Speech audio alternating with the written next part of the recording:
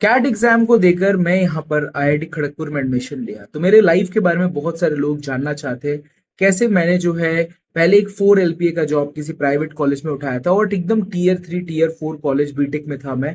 और उस समय मुझे था कि मैं एक बहुत ही बड़े कॉलेज में पढ़ूंगा और ऐसे में मैं आईआईटी खड़गपुर जो एशिया का सबसे लार्जेस्ट कॉलेज है इनमें एडमिशन ले पाया। और फिर आगे जाकर एग्जाम देकर इस कॉलेज में एडमिशन ली और फिर यहाँ पर एक अच्छा प्लेसमेंट पैकेज भी उठाया और अब मैं उसकी तरफ मूव करूंगा और ये मेरे कुछ आखिरी दिन है आईआईटी खड़गपुर में। तो सबसे पहले मैं जब बीटेक में भर्ती हुआ था तब मैंने कैट जेई मेन सबकी तरह दिया था, तो मेरी 54 परसेंटाइल थी।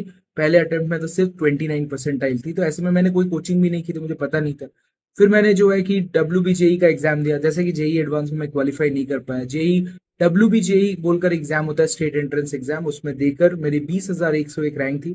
काउंसलिंग नहीं आता था, कुछ आइडिया नहीं था बोलकर मैंने टीयर 4 कॉलेज में इलेक्ट्रॉनिक्स लेकर एडमिशन लिया था। वहां पर मैंने अपनी बीटेक की पढ़ाई की, कॉलेज जाना ना जाना बात बराबर केस थे उस कॉलेज में। बट किसी तरह से हम लोग अपना एग्जाम एग्जाम देते थे और जो है वहां पर क्वालिफाई किया। कोविड आ गया बीच में। उस कोविड के पहले मैं आईआईटी खड़गपुर आता हूँ किसी एक फेस्ट के लिए, जो यहाँ का सबसे बड़ा फेस्ट है क्षितिज, और देखता हूँ कि बहुत बड़े बड़े कॉलेजेस भी हैं जिनमें मुझे कोशिश करनी चाहिए। ऐसे में मैं गेट की तैयारी भी करता हूँ और कोविड में बहुत सारी चीजें ट्राई करता हूँ, बट एनी हाउ मैं सब चीजों में फेल हो जाता हूँ और कोई चीजें कर नहीं पाता। तो मुझे यहाँ पर एक जॉब लगती है 4 LPA की कॉग्निजेंट में, और फिर मैं अपना करियर स्टार्ट करने का सोचता हूँ। और वहां पर जो है मैं तैयारी भी करता हूँ अपने कैट एग्जाम की। तो कैट एग्जाम को तैयारी करते करते मैं कैट एग्जाम को 93.4 परसेंटाइल से क्रैक करता हूँ, बिना किसी कोचिंग और बिना किसी गाइडेंस के। पर उस समय एक बड़ी भूख थी कि मुझे कुछ बेहतर करना है। तो ऐसे में यहाँ पर पता चलता है कि आईआईटी खड़गपुर में Vinod Gupta school of management बोलकर एक एमबीए प्रोग्राम है जो रन किया जाता है। ये देश का 12वां नंबर एमबीए प्रोग्राम है, एक समय नंबर 5वां भी था। मतलब बहुत सारे आईआईएम्स के ऊपर है। और साथ ही साथ इसमें जो है एवरेज पैकेज 20 लाख के ऊपर आता है और फीस इसकी 12 लाख है। इसके साथ साथ मैं 9 आईआईएम्स भी क्रैक करता हूँ और एक IIFT Indian institute of foreign trade Kolkata का कैंपस भी क्रैक करता हूँ। तो डिसाइड करता हूँ कि आईआईटी खड़गपुर में एडमिशन लूंगा, जैसे कि मुझे बहुत ही शौक था इस कॉलेज में आने का। और ये काफी ज्यादा अच्छा डिसीजन होगा कि नहीं पता नहीं, पर मैंने ले लिया। फिर आईआईटी खड़गपुर में आकर इसका कैंपस एंजॉय करता हूँ, कॉलेज लाइफ में रहता हूँ। मैं 2 क्लब्स कमेटी में बहुत ही कम रहता हूँ because of my YouTube, and बहुत सारा बेहतरीन समय यहाँ गुजारता हूँ। साथ ही साथ मैं इंटर्नशिप में बैठता हूँ। मैं आईसीआईसीआई में फर्स्ट, ये सेकंड इंटरव्यू थी, फर्स्ट मेरी टाइटल में थी, सेकंड में आईसीआईसीआई जैसी बेहतरीन कंपनी में बैठता हूँ और जो है इंटर्नशिप क्रैक करता हूँ। 2 महीने इंटर्नशिप करता हूँ। मैं जाता हूँ लुधियाना इंटर्नशिप करने। इस दौरान मैं सिंगापुर भी जाता हूँ विजिट करने। बहुत ही खूबसूरत सफर था, 7 दिनों का। और वहां पर सिंगापुर मैनेजमेंट यूनिवर्सिटी में एक 7 दिनों का बेहतरीन इमर्शन प्रोग्राम गुजार कर आता हूँ। फिर यहाँ पर मैं निकलता हूँ। इसके बाद जब मैंने दोनों ही इंटर्नशिप किया लुधियाना में, और लुधियाना के बाद जब आता हूँ तो मैं फाइनल प्लेसमेंट्स के लिए दोबारा बैठता हूँ। और दोबारा बैठकर मैं एक अच्छी कंपनी में पैकेज क्रैक करता हूँ 24+। 2 कॉलेज खत्म नहीं हुआ तो मैं कंपनी का नाम अभी नहीं ले सकता। और उसके बाद जो है फिर कॉलेज खत्म होकर यहाँ से ज्यादा मूव करूंगा।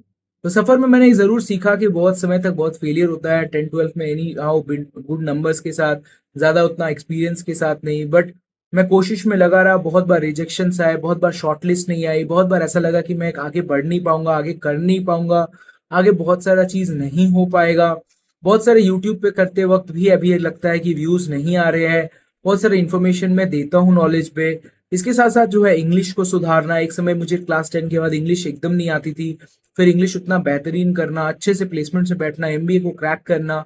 साथ ही साथ जो है टेक्निकल स्किल्स में भी अपने आप को हॉर्न करना, क्योंकि आईआईटी में पैकेजेस लगाना उतना बेहतरीन नहीं है। तो इसके बाद जो है अच्छी प्लेसमेंट्स को हासिल करना। और मेरी अभी उम्र सिर्फ 25 ईयर्स है। अगर हम बात करें कोई भी 1 ईयर ड्रॉपर और जो है कि 5 साल अपनी बीटेक को कंप्लीट करे, जो कि डुअल डिग्री के साथ है, तो वो भी 25 ईयर्स में ही एक अच्छा पैकेज उठा पाता है। सो एट द सेम एज मैं भी यहाँ पर आ चुका हूँ। अगर मैं 1 साल पीछे भी हूँ तो भी इस पैकेज पे ग्रैब करके आगे बढ़ पा रहा हूँ। तो दैट्स आई थिंक सो कि हम अगर मेहनत करें तो सही उम्र में सही चीजों के साथ हम आगे बढ़ सकते हैं। So that is what my motivation and skills will be. जो कि मोटिवेशन कह सकता हूँ कि आप लोगों के लिए। और मैं अभी और भी बहुत सारी चीजें करना बाकी है और मुझे नहीं लगता कि ये काफी सफर का अंत है। रैदर कुछ मेरे ऐसे दोस्त हैं जो कि मुझसे भी ज्यादा आगे हैं और काफी कम उम्र में आगे हैं। बहुत सारे ऐसे मेरे दोस्त हैं जो कि क्लास 12 के बाद उन्होंने अलग लाइन ले ली, but they are earning even more than मी।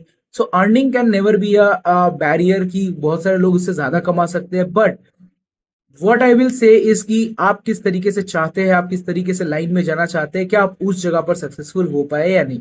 मैंने अपने आप को हमेशा सोचा कि मैं अपना काम करते करते अपने आप को पढ़ाई लिखाई करता रहूंगा, अच्छी प्लेसमेंट्स की तरफ मूव करता रहूंगा ना, that will be my motivation to actually survive and go for a longer period. So आपके लिए क्या मोटिवेशन है, आप किस तरीके से सोचते हैं, let me know in the comment section. तब तक के लिए कहते हैं आपको अलविदा, बाय दोस्तों।